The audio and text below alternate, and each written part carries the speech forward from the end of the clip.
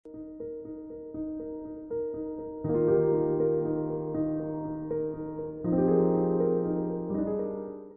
teman-teman yang diberkati dan beruntung, apa kabar semuanya? Saya berharap dalam keadaan sehat semuanya. Izinkan saya kali ini akan mengilustrasikan sesuatu melalui sebuah media kartu.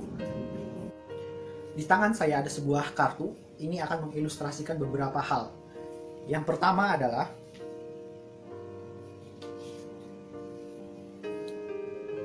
kartu ini adalah melambangkan diri kita sebagai manusia, dan satu tumpuk kartunya adalah melambangkan sebuah pergumulan. Bisa saja ini melambangkan sakit, melambangkan keuangan, melambangkan pandemi COVID, lain sebagainya. Yang jelas, satu tumpuk kartu ini adalah berbicara tentang pergumulan. Permasalahannya adalah pergumulan terkadang datang tidak sendiri. Dia datang rame-rame. Setelah rame-rame datang, dia menghimpit kehidupan kita. Yang namanya hidup, pergumulan pasti ada. Pasti akan selalu ada masalah di dalam kehidupan kita. Sehingga hidup kita diacak-acak oleh yang namanya pergumulan. Nggak cuma diacak-acak sama pergumulan, terkadang kita dikekang oleh dunia, dipenjara oleh dunia. Sehingga yang tadinya kita merasa bebas, tiba-tiba dikekang oleh sebuah masalah dan dipenjara oleh dunia. Untungnya kita punya Tuhan Yesus. Jadi ini ada sebuah amplop yang menggambarkan Tuhan Yesus. Amplop ini kosong ya teman-teman. Dan hanya Yesus yang bisa menyelamatkan kita dari setiap pergumulan kita. Ketika kita menyerahkan hidup kita sungguh-sungguh di hadapan Tuhan, kita masukkan ini ke dalam sebuah amplop tadi. Dan ketika kita sungguh-sungguh menyerahkan hidup kita di dalam Tuhan, maka yang tadinya kita dikekang oleh dunia, dihimpit oleh pergumulan, dalam waktu singkat kita bisa keluar dari yang namanya pergumulan kehidupan. Jadi dari ilustrasi tadi adalah menggambarkan ketika kita memiliki sebuah pergumulan dan sungguh-sungguh datang sama Tuhan, maka kita pasti akan lepas dari setiap pergumulan dan kesakitan kita.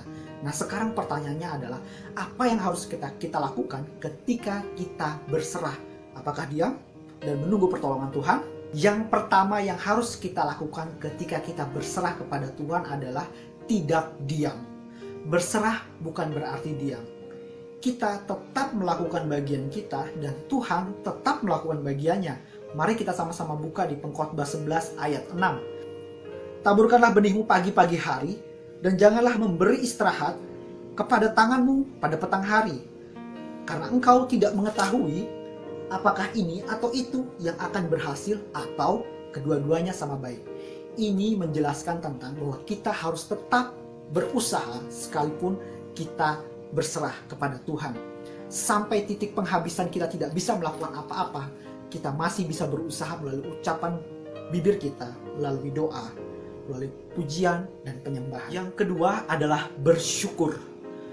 Bukan mensyukuri pergumulannya, tapi yang harus kita syukuri adalah kehadiran Tuhan di tengah-tengah pergumulan kita. Mari kita sama-sama baca di Filipi 4 ayat 13. Segala perkara dapat kutanggung di dalam Dia yang memberikan kekuatan kepadaku. Artinya di dalam perkara kita, Dia, Tuhan ada bersama dengan kita.